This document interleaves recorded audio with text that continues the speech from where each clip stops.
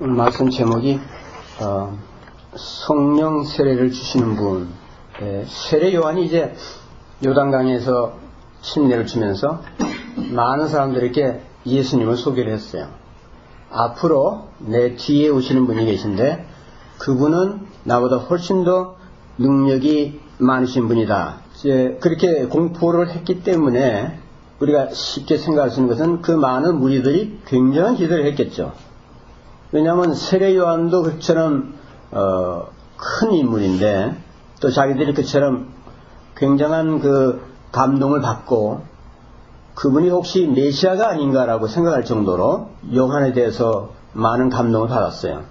근데 그런 요한이 자기보다 더 크고 위대하신 분이 오신다고 했기 때문에 사람들이 기대가 엄청났을 거예요.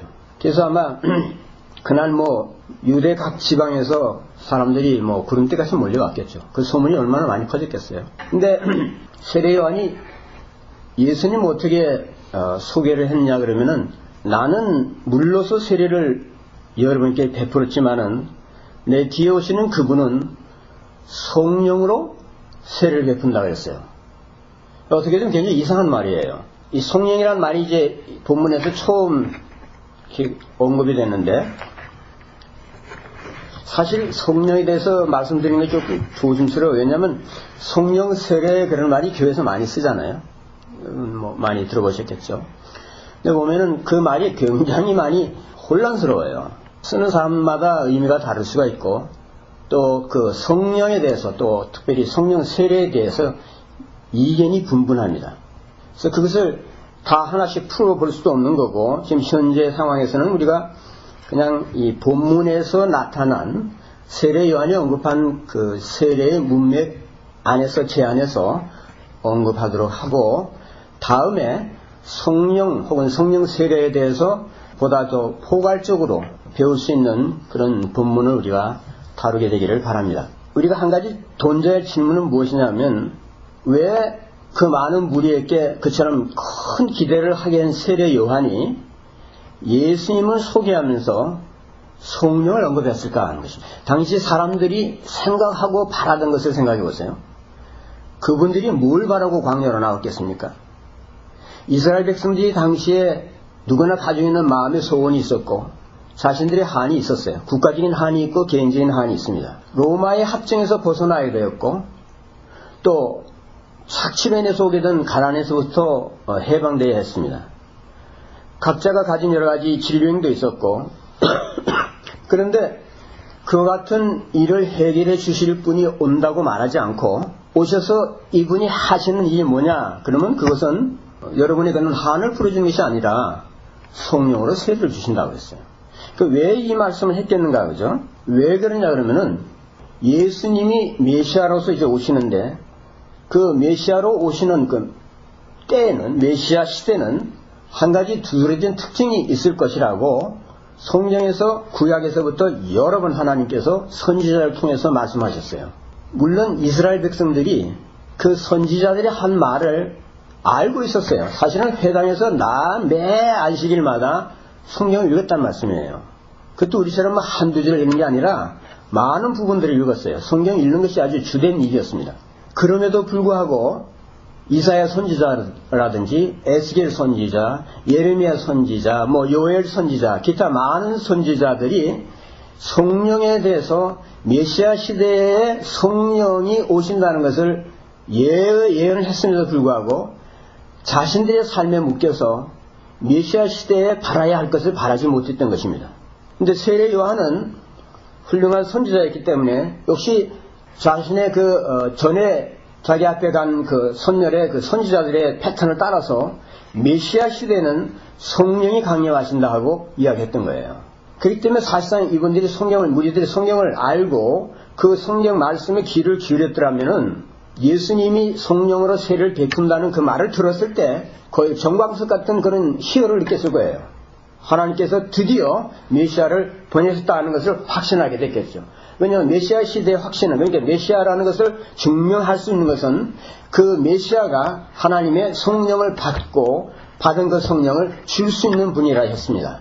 그래서 굉장한 선언인데 이 말을 사람들이 다 미스해버렸어요. 왜 하나님께서 성령을 메시아 시대에 주신다고 그랬느냐? 그것은 이스라엘 백성이 소위 말하는 하나님과 언약을 맺은 백성, 나는 너의 하나님 되고 너희는 나의 백성이 된다는 그 언약의 약속을 받은 백성들에게 주시는 말씀이 있는데 그것을 이분들이 전혀 듣질 않았거든요. 다시 말해서 하나님의 말씀을 당신은 율법에 해당합니다만은 그 지키지 않았어요. 그리고 우상 숭배를 했어요. 가나안 땅에 들어갔지만은 가나안 땅에서 여호수아 시대가 끝나고 나서 바로 사사 시대로 들어가잖아요. 그때부터 계속해서 우상을 섬겼던 것입니다. 바벨론이 잡혀갈 때까지. 물론 그 안에 다윗 왕이라든지 선한 왕들이 한두 번 있긴 했지만은 그러나 대체로 우상 숭배자들이었어요. 그래서 하나님을 불순종하고 계속해서 하나님을 거역할 뿐만 아니라 하나님의 말씀을 율법을 지키지 아니하고 하나님과의 관계가 비틀어질 대로 비틀어졌어요. 그래서 이스라엘 백성들을 구제할 수 있는 방안이 없었던 것입니다. 수백 년이 지났지만은 수천 년이 지났지만 이스라엘은 언약 백성으로서의 모습을 드러낼 수가 없었어요. 그런 가운데서 선지자들이 계속해서 나와서 외치는 말이 뭐냐면 앞으로 하나님께서 자기 백성을 회복하실 때가 온다 하는 것을 그런 회복의 메시지를 주셨어요. 그것이 심판의 메시지하고 회복의 메시지가 같이 나갑니다. 하나님은 자기 백성들을 그냥 소위 말하는 선민이라고 해서 그냥 봐주는 게 아니라 반드시 심판하신다고 했어요. 그래서 심판하시는 것을 국가적인 차원에서 하셨거든요. 그것이 아시리아에 잡혀간 것이고 북이스라엘이 그 다음에 남부 유다는 바벨론에 잡혀가서 거기서 오래오래 살았죠. 그러나 다시 돌아온다. 포로에서 귀환한다는 메시지를 선지자 통해서 줬어요. 그뿐만 아니라 성전을 다시 짓게 하신다고 했습니다. 그래서 그런 약속을 하시면서 하나님이 주시는 아주 중심된 메시지가 뭐냐면 내가 성령을 보내겠다. 성령이 오시면 그 성령이 너희들의 마음을 부드럽게 할 것이다. 너희들의 그 굳은 거릿된 사상을 고쳐줄 것이다. 그렇게 말씀하시죠. 그래서 다 같이 읽겠습니다. 시작. 마침내 위에서부터 영을 우리에게 부어주시리니 광야가 아름다운 밭이 되며 아름다운 밭을 숲으로 여기게 되리라. 이스라엘이라는 국가가 외적의 침공을 받아서 그 나라가 황폐하게 됐어요. 광야처럼 된 것입니다. 물론 출애굽 이후에 광야를 지나면서 이스라엘 백성들이 하나님 불순종하고 아주 형편없는 삶을 살았죠. 그런 이미지가 강하게 있지만 또 현실적으로 당시에도 볼 때 이스라엘 국가는 하나의 광야에 불과했던 것입니다. 거기서 또 조상들을 따라서 하나님을 거역하는 삶을 살았어요. 그러나 하나님께서 다시 회복을 하실 때는 그 광야가 아름다운 숲이 될 것이다. 광야에 물이 흐를 것이고 메마른 땅에 생수가 나오고 거기에 농사를 지으면 풍작이 될 것이다. 그렇게 약속하셨어요. 그 다음 한 구절 우리가 또 보면 에스겔서죠. 자, 시작. 또 새 영을 너에게 두고 새 마음을 너에게 주되 너의 육신에서 굳은 마음을 제거하고 부드러운 마음을 줄 것이며 또 내 영을 너희 속에 주어 너희로 내 윤례를 행하게 하리니. 그러니까 성령이 오셔야만 어그러진 하나님과의 관계가 회복이 되고 그 다음에 자기 자신들이 힘써 지킨다고 해도 할 수 없었던 우상숭배의 오염 때문에 도무지 감당할 수 없었던 하나님의 율례를 하나님의 법도를 지킬 수 있는 언약 백성이 될 수 있다고 하십니다. 다시 말해서 총체적인 이 이스라엘의 문제의 해결은 당장 먹을 것을 주고 나라가 좀 해방되고 그것이 아니라 근본적으로 하나님의 영이 임해야만 그 모든 문제가 해결된다고 하신 거죠. 이것이 우리들의 문제인 것 같아요. 하나님은 근본적인 것을 말씀하시는데 우리는 자꾸만 지엽적인 거, 바로 눈앞에 있는 거, 내 발등에 부러진 불만 쳐다보고 그것을 위해서만 하나님께 간구해요. 핀트가 안 맞는 거죠. 그러나 그런 것들은 금방 해결이 될 수 있다 할지라도 조금 지나면 마찬가지. 우리의 마음이 변화되지 않기 때문에. 그래서 성령으로 세례를 주신다고 하는 거고, 그 다음에 예수님이 모든 선지자들이 예고하고 받았던 그 성령에 대한 약속을 완전하게 성취시키는 성령사에게 절정이 되실 분이라는 것을 알려주기 위한 것이었어요. 그래서 이스라엘에게 주셨던 성령에 대한 그 모든 약속이 메시아가 오시면 그 메시아의 삶 속에서, 메시아의 사역에서, 메시아를 통하여 완전하게, 온전하게 성취가 된다 하는 뜻이죠. 그래서 예수님이 이제 나타나시게 되는 거예요. 여러분, 성령은 하나님의 영이시죠. 이게 그냥 물질이 아니라 하나님이세요. 삼위 하나님의 한 분이십니다. 그렇기 때문에 세례 요한이 말한 것이 엄청난 선언을 한 거예요. 하나님이 직접 오셔서 너희들 안에 거주하게 된다. 이스라엘 국가에 거주하시게 된다. 하나님이 자기 언약 백성과 함께하기 위해서 성령을 주신다고 말한 거거든요. 그래서 예수님이 근데 그 성령을 받으시고 주시는 분이다. 그래서 우리는 성령으로 거듭납니다. 우리가 예수를 어떻게 믿었습니까? 그러면 되게 자기들이 이렇게 결심해서 믿었다고 얘기하는 경우가 많이 있습니다.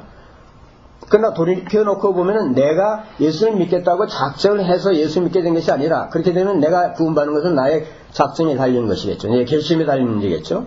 그러나 나로 하여금 그런 결정에 이르도록 한 데는 성령께서 역사하신 것이거든요. 이 성령을 통해서 우리가 거듭나는 거예요. 그렇기 때문에 성령은 처음부터 우리 사람들의 삶에 함께 하신 분입니다. 그래서 하나님의 백성이 되거든요. 8장 9절입니다. 시작. 만일 너희 속에 하나님의 영이 거하시면 너희가 육신에 있지 아니하고 영에 있나니, 그러므로 그리스도의 영이 없으면 그리스도의 사람이 아니라. 하나님의 성령이 없으면 그는 크리스찬이 될 수도 없고 크리스찬이 아니라 그 말이에요. 그냥 내가 세례만 받았다, 뭐 침례를 받았다고 해서 내가 크리스찬 되는 게 아니라 하나님의 영이 있어야 하는 것입니다. 성령으로 거듭나는 거니까요. 근데 세례 요한이 이스라엘 백성들에게 말하기를 하나님께서 성령을 주실 것인데 그 성령이 당신들에게 양식을 제공해 줄 것이고, 뭐 집을 사게 할 것이고, 뭐 결혼을 하게 할 것이고, 뭐 잡을 얻게 할 것이고, 병을 낫게 하실 것이다. 그렇게 말하지 않았죠. 물론 성령께서 그 모든 것을 하실 수가 있습니다. 그렇지만 세례 요한이 말하는 포인트는 뭐냐면 예수님이 오셔서 행하시는 일은 다른 그 어떤 것보다도 성령으로 세례를 베푼다는 것이고, 그 약속이 하나님이 옛날 과거 때부터 선지자를 통해서 계속해서 몇백 년 동안 말씀해 오신 거라. 그것이 이제 실현되는 때가 왔다 이거예요. 그러니까 당시 이스라엘 백성들에게 뭐 필요한 것이 한두 가지가 아니지 않겠어요? 로마의 압제에서 벗어나야 되고, 가난에서 벗어나야 되고, 여러 가지 어려운 문제에서 해방이 돼야 되고, 종교 지도자들이 당시 부패가 대단했거든요, 성전이. 그래서 예수님 가셔서 성전 기업지 않으셨어요? 아마 지금 오셔도 똑같은 일을 하실 것 같아요. 근데 로마의 압제에 벗어나고 지도자들이 그런 그 지배계급이 형포에서 해방되어야 했거든요. 그리고 여러 가지 사회적인 불의에서 탈피해야 했습니다. 그렇다면 세례 요한이 말하기를 메시아가 오시면 이 모든 것에서 우리를 해방시키실 것이다. 우리를 압제와 불의와 사회적인 불의로부터 우리를 해방시키시고 신천지가 되게 하실 것이다. 왜 그렇게 말 안 했을까요? 세례를 통해서, 성령을 통해서 세례받는 것이, 성령 세례를 받는 것이 뭐 배고픈 것보다 낫고, 그것이 뭐 내가 로마로부터 해방되는 것보다 낫고, 그것이 나에게 무슨 뭐 최고의 어떤 축복이냐 이거죠. 우리가 생각할 때 그렇잖아요. 내가 당장 배고프고 내가 당장 어려운 문제가 지금 이렇게 있는데, 메시아가 나를 사랑하신다면 하나님 나를 정말 보호하시고 나를 위해서 십자가에 돌아가셨다면 이거를 해결해 주셔야 하지 않습니까? 라고 이렇게 하나님께 말하기 쉽죠. 그렇지만 하나님은 그런 기도를 이해를 못 하시는 건 아니라 충분히 이해하세요. 우리의 그 어려움과 연약함을 이해를 하십니다. 그렇지만 하나님께서 우리에게 근본적으로 우리 인간의 문제가 무엇이라는 것을 바로 태클하시기 때문에 세상 문제가 뭐라는 걸 생각해보라 이거죠. 나 자신의 문제가 뭔지, 우리 교회의 문제가 뭐고, 세계, 이 사회의 문제가 뭔지, 인간의 이 그릇된 마음, 삐뚤어지고 왜곡된 마음, 잘못된 정신과 사상, 하나님과 어긋난 관계가 문제라 이거예요. 그것이 바로 잡히지 않는 이상, 그것이 변하지 않는 이상은 세상이 변할 수가 없다는 것입니다. 그러나 하나님의 영을 받고 하나님의 사람이 되고 하나님의 영을 가지고 있는 교회가 된다면은 불의하고 불행한 세상에 정의와 화평과 선한 일이 생기게 하신다는 거죠. 그것이 하나님의 나라의 특징이거든요. 하나님 나라의 특징은 딴 게 아니라 성령께서 오셔서 성령이 우리 속에 내주하시면서 성령의 능력에서, 성령의 뜻에서, 성령의 인도와 그 파워에 의해서 하나님 나라가 이루어지는 것입니다. 그 안에서 우리의 가난 문제도 해결될 수 있고, 그 안에서 우리의 여러 가지 정신적 심리적 문제도 풀어질 수가 있는 거예요. 뭐 예수 믿으면 잘 먹고 잘 살게 된다 그런 말씀이 아니라 가난하고 가난이라는 문제가 세상에 예수께서 말씀하시기는 가난한 자는 너희가 항상 세상 끝까지 있을 것이라고 했습니다. 세상에 이런 근본적인 불행의 문제들은 예수님 제일 말씀대로 그대로 있어요.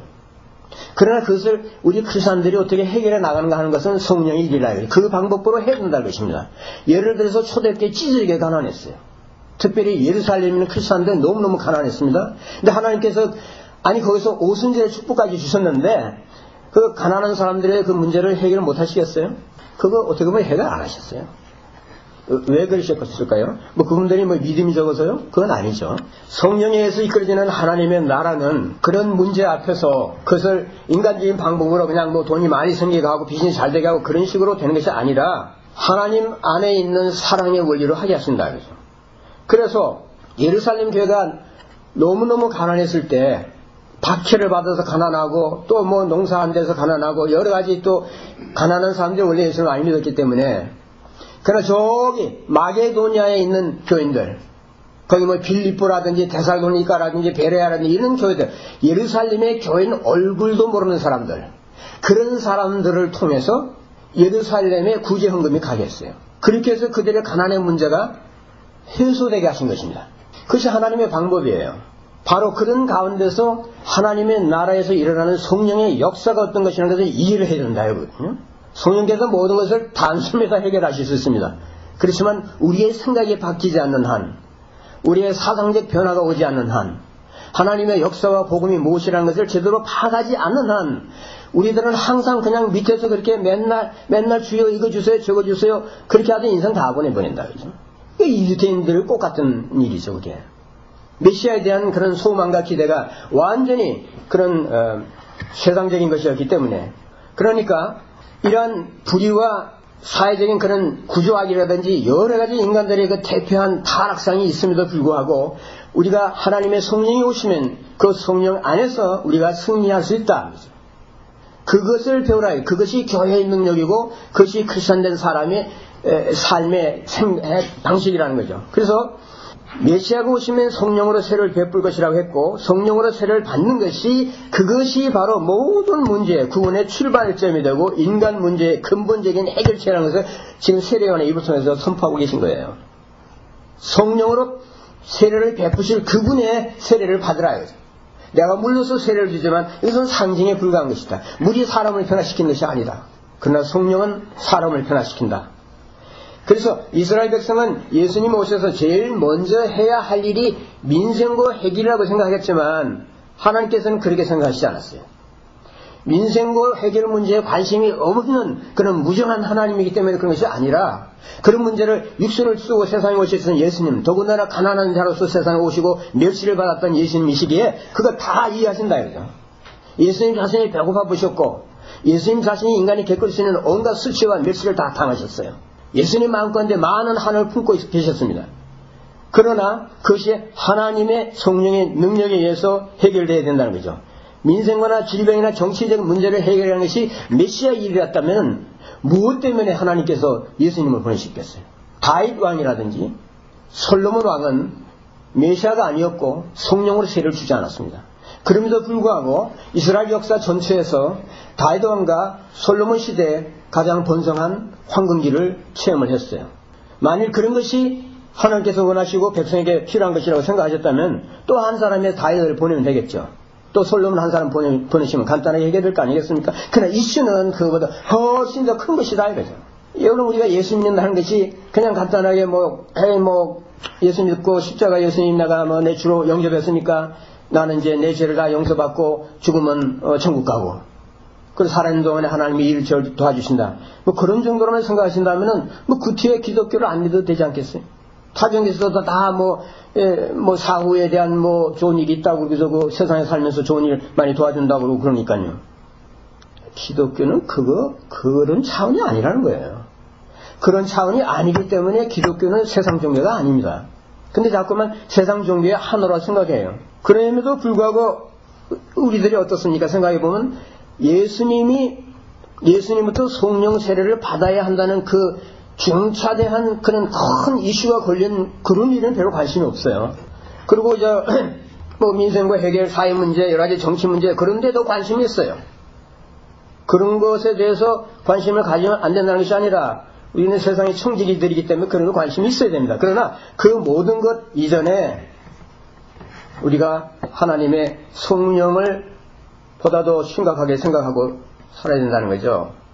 우리 교인들 가운데 교회에 이 흉한 일이 한두 가지입니까? 뭐 한국 분들이 외국에 나왔다고 해서 좀 다릅니까? 같은 사람들이에요. 같은 사고와 같은 사고방식과 같은 문화 속에서 가치관이 변하지 않았기 때문에 꼭 같은 짓 해요. 뭐 바깥에서 지금 뭐 배가 팍 침몰해서 그런 뭐 참 말해서 형언할 수 없는 그런 상황인데 교인들은 좀 다를까요? 달라야 하겠죠. 그렇지만 실제 우리들의 교회 형편이 뭐 이렇게 건강하게 건전하게 배가 이렇게 오대양을 떠서 다니는 그런 상황이 아니잖아요. 침몰한 것이 뭐 그 배뿐이겠어요? 그래서 그런 교회 운영이라든지 비성경적인 그런 내부적 부패라든지 그런 걸 개혁해야 된다 하고 개탄한 분들 많이 있어요. 그래서 전화해요. 막 흥분한 분들도 계시고 막 그냥 이거 어떻게 되냐고 물으시면서 괴로워하시는 분들도 계시고 뭐 여러 종류의 사람들이 계십니다. 그런데 성령 받는 일을 예수님께서 성령 받는 일을 가장 시급하게 여기고 하나님과의 관계가 바로 잡혀있지 않고 하나님의 구원계획과 하나님의 그 뜻에 대해서 무시하면은 아무리 내가 뭐 속을 끓고 해도 그게 안 되거든요. 하나님 나라의 하나님의 우선권, 하나님의 이슈가 뭔가 그것을 알고 거기에 내가 동의하고 그걸 따르겠다 그러고 거기에 내가 헌신하겠다고 해야 그것이 하나님 자녀죠. 그렇게 되지 않는 이상은 아무 일도 일어나지 않아요. 여러분 수천 년의 교회사를 한번 훑어보세요. 그런 식으로 우리 교인들이 얼마나 오래 살았는가. 그렇게 해서 뭐 된 것이 하나라도 있습니까? 예수님께 부탁하는 것도 많고 간구하는 것도 많고 우리가 여러 가지 많잖아요. 교인들이. 근데 여러분 우리 자신의 기도 제목을 한번 생각해 보세요. 그 기도 제목 가운데 어떤 것들이 있습니까? 근데 그 중에 성령도 있어요. 이렇게 물으실 줄 몰라요. 뭐 왜 성령이 기도 제목이 돼야 됩니까? 뭐 예수 믿으면 그 순간에 성령께서 우리한테 오셔서 내주하신다고 그러는데 우리하고 항상 계신데 뭐 그 성령 다시 오시라고 그렇게 기도하는 게 좀 이상하지 않습니까? 예, 맞습니다. 예. 어떤 면에서 맞아요. 근데 실제적으로 여러분 안에 내주하신다고 믿는 그 성령. 우리 아까 뭐 사도신경 읽을 때도 성령을 믿사오며 그렇게 했는데 그 성령의 음성이 들리세요? 그 성령이 내 안에 계신다면은 같은 집을 쓰고 있다는 얘기인데 더군다나 성령께서 내가 사는 집의 주인이신데 그분이 나에게 얼마나 의리하냐 이거예요. 대체로 우리가 성령을 믿는다고 하지만 전혀 한 번도 생각 안 하고 그냥 지나가는 경우가 많지 않을까요? 뭐 그렇지 않길 바랍니다만 우리들의 기도 제목을 보면은 성령만 빼놓고는 다 있는 것 같아요. 근데 다른 모든 것이 다 없어도 성령님만 계시면 괜찮아요. 더 많은 성령을 받는 것이 하나님을 더 기쁘게 해드리는 것입니다. 더 많은 성령을 받는 것이 하나님과의 밀접한 교제를 하는 비결이에요. 내 인생이 어떻게 보면 바로잡히는가? 하나님의 성령을 받는 것입니다. 그리고 더 받는 것입니다. 거기에 내 정신이 쏠려 있어야 돼요. 세례 요한 성령에 충만하였습니다. 스데반 성령에 충만했습니다. 사도 바울 성령에 충만했습니다. 그래서 그 결과가 뭐예요? 하나님께서 그들에게 기대한 그 일을 하나님이 그들에게 바라신 그 이상적인 인생을 살 수 있었던 것입니다. 그래서 하나님의 뜻을 이루고 하나님께로 다 돌아갔어요. 예수님 성령에 충만하셨죠. 항상 성령을 넘치게 받으셨습니다. 아버지께서 부어주시고 또 부어주셨어요. 그 결과 가난과 박해와 시험을 이기고 승리하셨습니다. 예수님께 뭐 잡수실 것도 없고 뭐 어디 주무실 때도 없고 모든 면에서 부족했지만은 그러나 하나님 안에서 가장 부유한 자로서 가셨어요. 우리가 사실 가지고 뭐 그런 게 별 그게 있습니까? 네. 진정으로 가져야 할 것을 가져야 된다. 영원하지 않은 거 가져봐야 그거 뭐 큰 의미가 없습니다. 그러나 가질 것을 가져야죠. 성령을 어떻게 받느냐? 그렇게 아마 질문하실지 모르겠어요. 누가복음 보면 예수님이 어떻게 성령을 받으셨냐면 물에서 이제 올라오셨습니다. 그때 예수님이 기도하실 때 하늘이 열렸다고 했어요.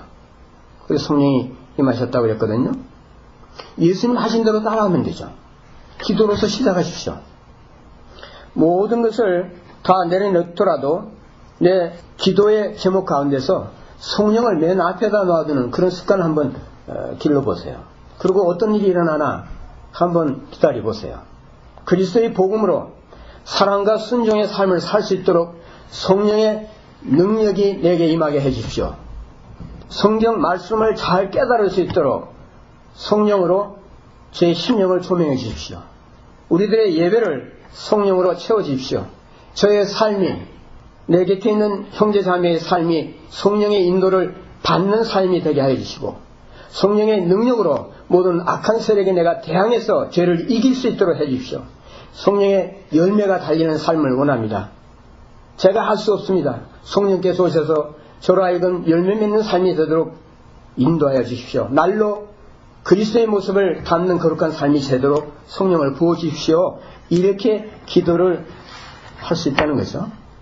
다른 거 여러 가지 기도, 아주 데스퍼레트한 거, 아주 extremely urgent한 그런 메아트 많은 일들이 있겠죠.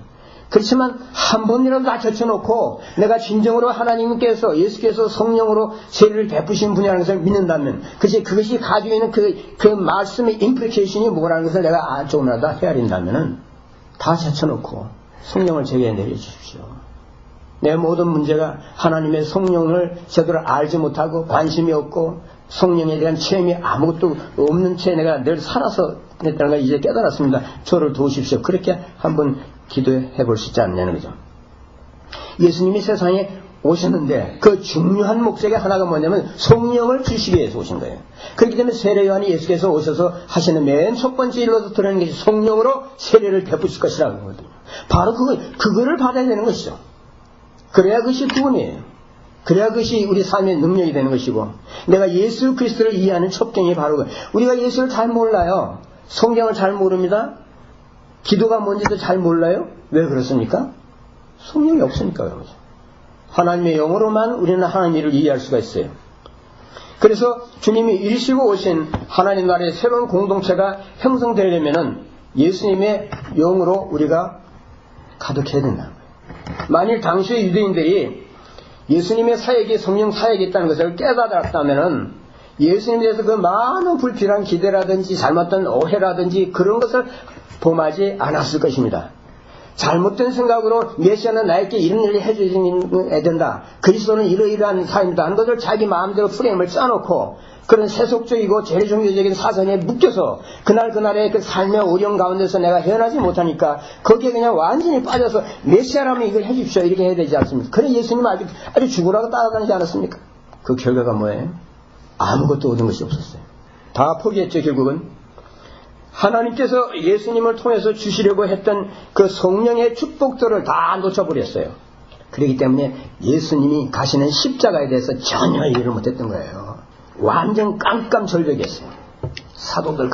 바울이 로마서 14장 17절에서 말하기를 하나님의 나라는 먹는 것과 마시는 것이 아니요. 이건 놀라운 발언이에요. 먹고 마시는 게 아니면 그건 뭐냐. 먹고 마시는 것이 우리 인생에 가장 중요한 것인데 그것을 해결하지 않는다면 무엇 때문에 뭐냐 이거죠. 오직 성령 안에 있는 의와 평강과 희락이라고 했어요. 왜 이런 말씀을 우리가 붙잡지 않느냐. 우리가 성경 묵상한다, 그럼 예수를 묵상하라, 예수를 많이 생각하라 이런 말 많이 하는데 그러나 사실은 이런 말씀을 우리가 묵상해야죠.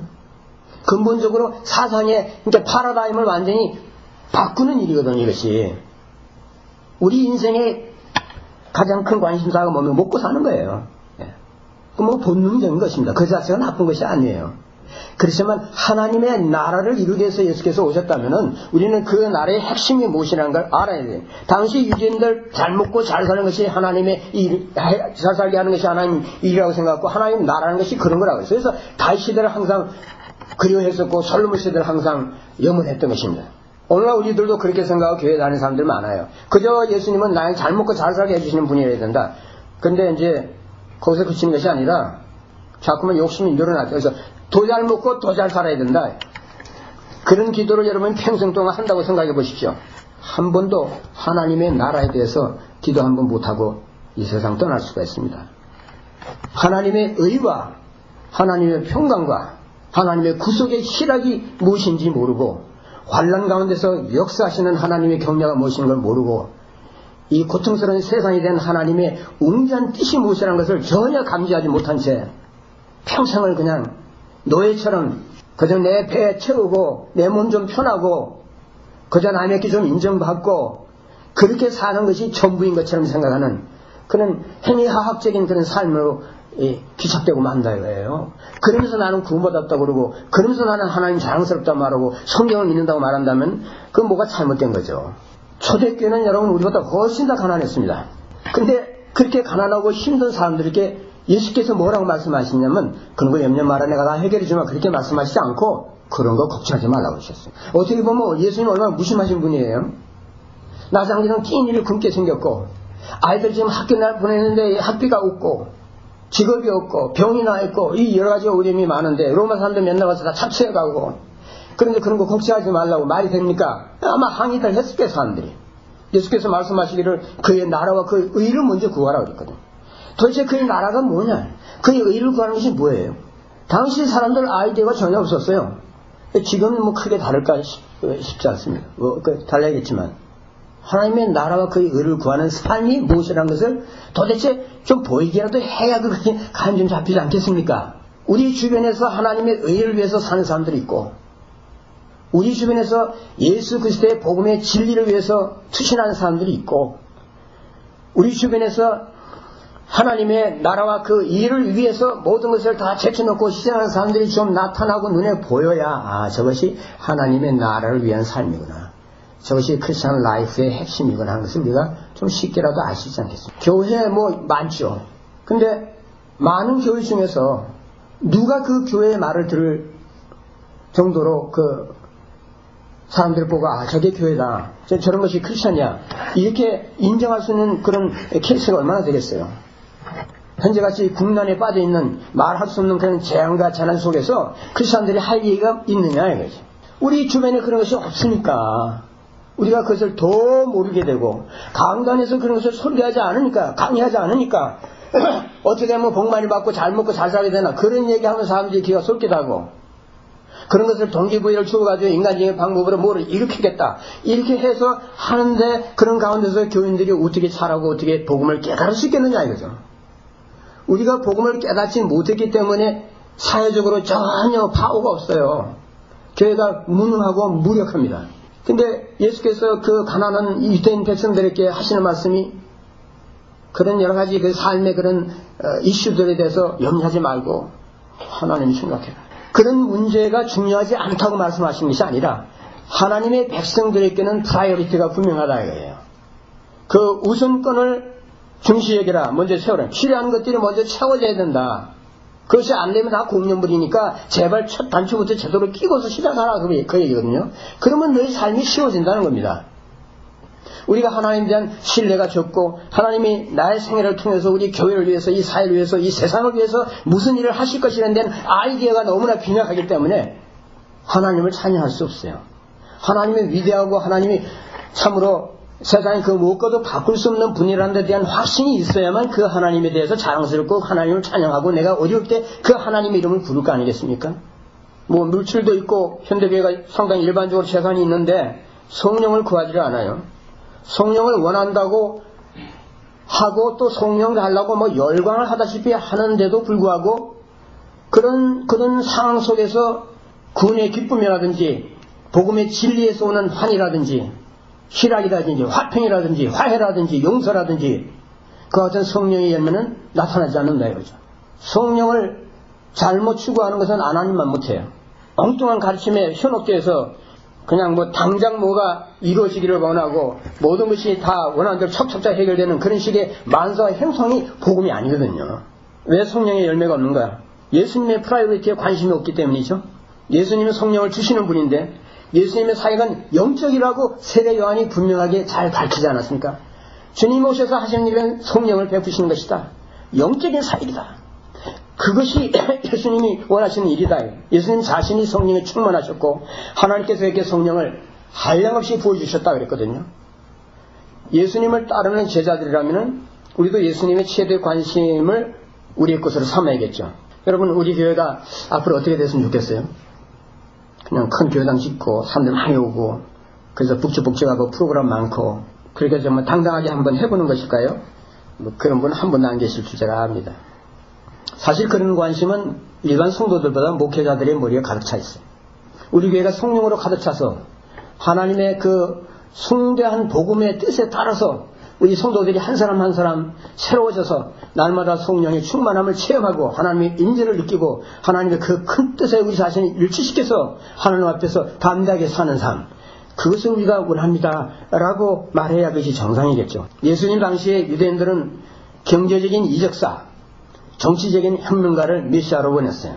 그들이 관심이 없었던 것은 뭔가? 죄의 용서를 받고 하나님 앞에서 깨끗한 양심으로 살고 하나님이 원하시는 바의 일을 다른 모든 것을 희생하고라도 제쳐놓고 하는 그 하나님과의 그 밀착된 교제, 우상숭배에서 벗어나서 오직 하나님만 찬양하는 그런 삶에는 관심이 없었던 것입니다. 그냥 로마만 철수하면 다 될 것으로 알았어요. 그리스도 영으로 거듭나지 않고 부활생명으로 살지 않는 한 어떤 사회적인 개선이나 정치적인 해방을 별다른 의미가 없어요.